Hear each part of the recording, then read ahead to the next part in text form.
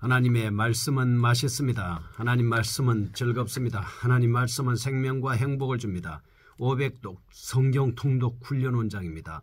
여수 살리는 교회 임기환 목사가 진행하는 하늘의 문이 활짝 열리는 성경을 봉독하고 말씀을 전하는 시간입니다. 함께 하시면 기적이 일어납니다.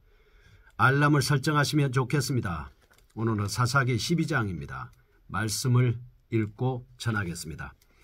에브라임 사사기 12장. 에브라임 사람들이 모여 북쪽으로 가서 입다에게 이르되 네가 암몬 자손과 싸우러 건너갈 때에 어찌하여 우리를 불러 너와 함께 가게 하지 아니하였느냐. 우리가 반드시 너와 내 집을 불사르리라 하니 입다가 그들에게 이르되 나와 내 백성이 암몬 자손과 크게 싸울 때에 내가 너희를 부르되 너희가 나를 그들의 손에서 구원하지 아니한 고로 나는 너희가 도와주지 아니한 것을 보고 내 목숨을 돌보지 아니하고 건너가서 암몬 자손을 쳤더니 여호와께서 그들을 내 손에 넘겨주셨거늘 너희가 어찌하여 오늘 내게 올라와서 나와 더불어 싸우고자 하느냐 하니라. 입다가 길르앗 사람을 다 모으고 에브라임과 싸웠으며 길르앗 사람들이 에브라임을 쳐서 무찔렀으니 이는 에브라임의 말이 너희 길르앗 사람은 본래 에브라임에서 도망한 자로서 에브라임과 므낫세 중에 있다 하였습니다. 길르앗 사람이 에브라임 사람보다 앞서 요단강 나루터를 장악하고 에브라임 사람의 도망하는 자가 말하기를 청하건대 나를 건너가게 하라 하면 길르앗 사람이 그에게 묻기를 네가 에브라임 사람이냐 하여 그가 만일 아니라 하면 그에게 이르기를 쉿볼렛이라 발음하라 하여 에브라임 사람이 그렇게 바로 말하지 못하고 쉿볼렛이라 발음하면 길르앗 사람이 곧 그를 잡아서 요단강 나루턱에서 죽였더라. 그때 에브라임 사람의 죽은 자가 4만 2천 명이었더라.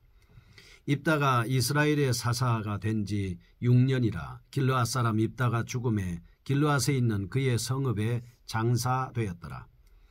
그 뒤를 이어 베들레헴의 입산이 이스라엘의 사사가 되었더라. 그가 아들 30명과 딸 30명을 두었더니 그가 딸들을 밖으로 시집 보냈고 아들들을 위하여 밖에서는 여자 30명을 데려왔더라. 그가 이스라엘의 사사가 된 지 7년이라. 입산이 죽음에 베들레헴에서 장사되었더라. 그 뒤를 이어 스불론 사람 엘론이 이스라엘의 사사가 되어 10년 동안 이스라엘을 다스렸더라.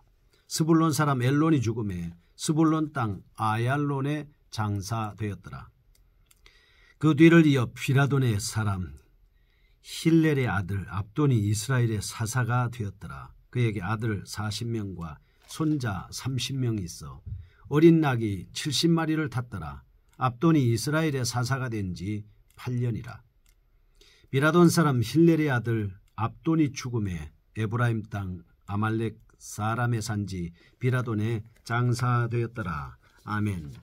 사사기 12장입니다. 에브라임 지파의 시기와 그 마지막에 대한 말씀을 볼 수가 있습니다. 11장에서 입다는 암몬으로부터 이스라엘을 구원하는 사건을 살펴보았습니다. 12장에서는 암몬과의 전쟁을 승리로 이끈 입다를 에브라임 사람들이 시기합니다. 그리하여 드디어 동족상전의 비극이 발발하게 됩니다. 이 싸움에서 에브라임 지파는 패하게 되는 것이죠. 7절에서 15절은 이스라엘은 다시 안정을 찾게 됩니다. 12장 말씀입니다. 이스라엘의 전쟁의 승리는 한 영웅적인 입다에게서 온 것입니다. 자신들이 그 승리의 기쁨에 동참하지 못하고 전리품을 공유하지 못한 데 대해서 분개하고 있습니다. 에브라임 지파의 이러한 사고방식은 자기 지파에 대한 지나친 우월감과 교만에서 비롯된 것이다. 이렇게 볼 수 있습니다. 기드온 당시에도 이와 동일한 시비를 사사기 8장 1절과 2절에서 제기를 하고 있습니다. 그러나 기드온과 마찬가지로 입다는 이스라엘의 구원과 승리는 여호와에게서 기인한 것이다 라고 명백히 하고 있습니다. 자기가 잘나서 이 싸움에서 이긴 것이 아니라 하나님께서 전쟁에서 승리하게 하셨다라고 하는 그 영광을 하나님께 돌리는 것이죠. 다윗도 전쟁을 할 때에 이 전쟁은 여호와께 속한 것이다, 이렇게 말씀을 해서 하나님이 대신 싸워줄 것임을 말씀하는 것을 볼 수가 있습니다. 하나님 편에 서 있으면 하나님께서는 우리를 위해서 친히 싸우시고 역사하는 것입니다.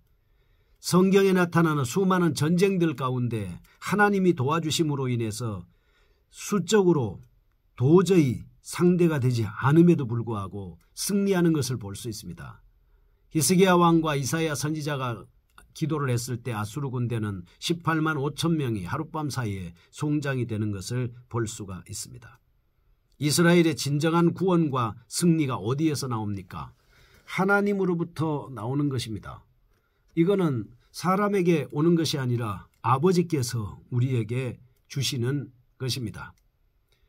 그러나 우리는 분명히 알아야 됩니다. 하나님께서 구원과 승리를 주시기 때문에 모든 영광은 하나님께 돌려야 된다고 하는 사실입니다. 에브라임 사람들의 이러한 사고방식, 이 구원과 참 원인의 승리이신 여호와에 대한 불신과 대항을 하고 있는 것입니다. 비록 동족이라 할지라도 하나님을 불신하고 민족의 화합을 깨뜨리는 그들의 교만한 무리들과 입다는 싸우지 않을 수가 없었습니다. 참된 구원을 깨닫지 못한 에브라임 지파는 4만 2천 명이나 됐습니다. 사망자를 내고 대패할 수밖에 없었습니다. 반면에 자신의 영웅적인 행위를 자랑하지 않고 끝까지 여호와만이 참된 구세주 되심을 믿었던 길르앗 사람들은 32년 동안 평안을 누리게 됐습니다. 그리고 입다에 이어서 입산, 엘론, 압돈에 이르기까지 평안은 계속되고 있는 것을 볼 수가 있습니다. 여기서 우리는 이스라엘 백성들이라고 다 평안을 얻는 것이 아닙니다. 어떤 사람이 평안을 얻습니까? 평안을 얻는 사람은 끝까지 믿음 위에 서서 하나님을 섬기고 경외하는 자만이 마지막까지 승리할 수 있다라고 하는 것을 볼 수가 있습니다. 그러면 첫 번째 12장 1절에서 7절에 나오는 에브라임 사람들의 시비하는 모습을 살펴보겠습니다. 에브라임 사람들은 입다가 암몬 자손을 치러 갈 때에 도움을 요청하지 않았다는 빌미를 들어서 시비를 일으키고 있는 모습을 볼 수가 있습니다. 암몬 자손과 싸우러 건너갈 때 어찌하여 우리를 불러 너와 함께 가게 하지 아니하였느냐, 우리가 반드시 너와 내 집을 불사르리라 하면서 시비를 걸어왔던 것을 볼 수 있고, 3절에 보면 나는 너희가 도와주지 아니하는 것을 보고 내 목숨을 돌보지 않고 건너가서 암몬 자손을 쳤더니 여호와께서 그들을 내 손에 넘겨주셨다라고 이렇게 입다는 고백을 하고 있습니다. 방관만 하다가 전쟁에서 참여해서 싸울 때는 직접 나서지 않고 뒤에서 방관만 하다가 입다와 길르앗 사람들이 이루어놓은 영광스러운 결과에 대해서 시기하는 이 졸렬한 모습을 우리는 여기서 볼 수가 있습니다. 그래서 싸움을 걸어왔습니다. 4만 2천 명이라고 하는 막대한 인명 피해를 남기고 말았습니다. 이와 관련해서 욥기의 저자는 이렇게 하나님의 말씀을 통해서 말하고 있습니다. 시기가 어리석은 자를 멸하느니라. 시기는 육체적인 것입니다. 갈라디아서 5장에도 보면 이 육체적인 일은 현저한데 시기가 들어가 있습니다. 이 시기를 하게 되면 하나님 나라를 유업으로 얻을 수가 없는 것입니다. 이 사람들은 이 시기로 인해서 그리고 분쟁이 일어났고 이 시기로 말미암아서 육신에 속해서 그들은 이 하나님의 말씀에 불순종하고 드디어 그들은 4만 2천 명이나 죽임을 당하는 징벌과 책망을 받고 말았다라고 하는 것을 알 수가 있습니다. 두 번째입니다. 남을 욕하고 멸시하면 자신도 멸시당하고 욕을 보게 된다는 것을 알 수가 있습니다. 에브라임 사람들은 길르앗 사람들을 에브라임에서 도망한 자라고 비난을 했습니다. 4절에서요. 도리어 자신들이 여기에 보면 도망자의 신세가 되어버리고 많은 장면을 5절에서 볼 수가 있습니다. 그리고 에브라임 지파였음을 자랑으로 삼던 자들이 이제는 에브라임 지파됨을 부끄럽게 여기고 에브라임 사람이 아니라고 부인하는 장면을 오늘 여기 말씀에서 볼 수가 있는 것입니다. 세 번째, 성도의 선행으로 인한 영광은 자천하는 것이 아니라 하나님께서 주시는 상급이다 볼 수 있습니다. 우리가 선을 행하면, 포기하지 않으면, 낙심하지 아니하면 때가 이름에 거두리라 말씀을 하고 있습니다. 그와 마찬가지로 우리가 열심히 일한 것에 대한 영광의 대가는 내가 마음대로 취하는 것이 아니라 하나님이 상급으로 주시는 겁니다. 암몬 족속과의 싸움에서 자신의 생명을 돌아보지 않았습니다. 그래서 싸움에서 승리했습니다. 결코 입다는 승리의 영광을 가로채지 않고 3절에서 모든 영광을 하나님께 돌리고 있는 모습을 볼 수 있습니다. 그러나 그 결과 그는 비천한 사람이었음에도 불구하고 11장 1절에 보면 길르앗 사람 입다는 큰 용사였으니 기생이 길르앗에게서 낳은 아들이었다라고 이렇게 말씀을 하고 있지 않습니까? 그는 분명히 비천한 사람이었습니다. 그러나 도리어 모든 사람들로부터 인정받고 길르앗의 우두머리로서 영광을 당당하게 누릴 수가 있었습니다. 왜 그랬습니까? 하나님을 믿고 따르기 때문입니다.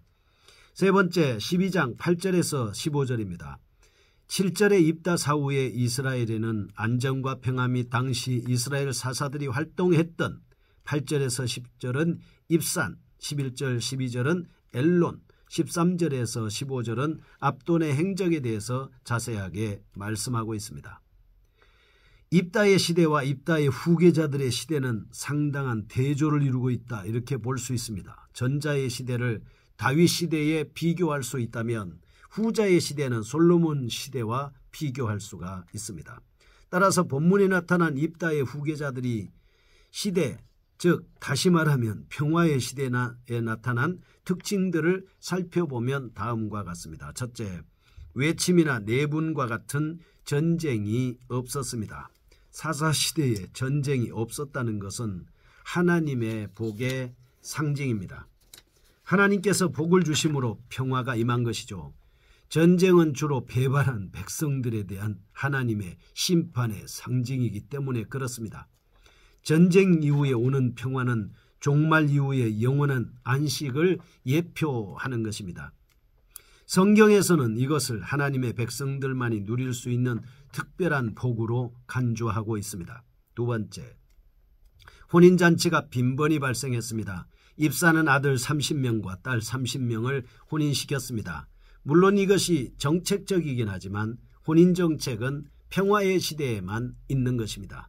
세 번째입니다.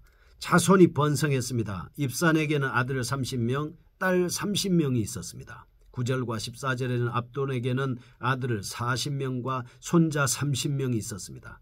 이렇게 많은 자손들을 거느릴 수 있었던 것은 하나님의 특별한 복이라고 볼 수 있습니다. 시편 127편 3절에 보면 자식은 여호와의 주신 기업이요 태의 열매는 그의 상급이로다 말씀하고 있습니다. 127편 4절에서 5절 보면 젊은 자의 자식은 장사의 수중의 화살 같으니 이것이 그 전통에 가득한 자는 복되도다 말씀하고 있습니다.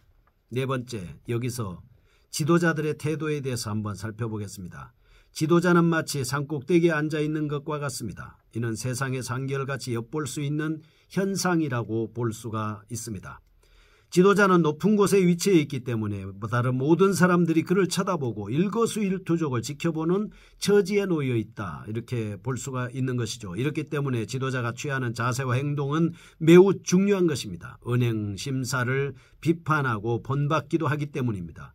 이런 점을 염두에 두고 야고보는 내 형제들아 너희는 선생된 우리가 더 큰 심판을 받을 줄 알고 많이 선생이 되지 말라 이렇게 말씀을 했습니다. 지도자란 상대적으로 많은 책임을 맡고 다른 사람들에게 영향을 미치는 자이기 때문에 그에 따른 위험 부담도 책임 추궁도 많이 따르는 것을 볼 수가 있습니다.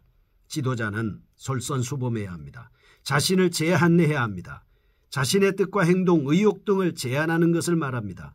다시 말하면 지도자가 자신의 모든 언행심사를 제한하고 희생시켜야 함을 암시하고 있습니다.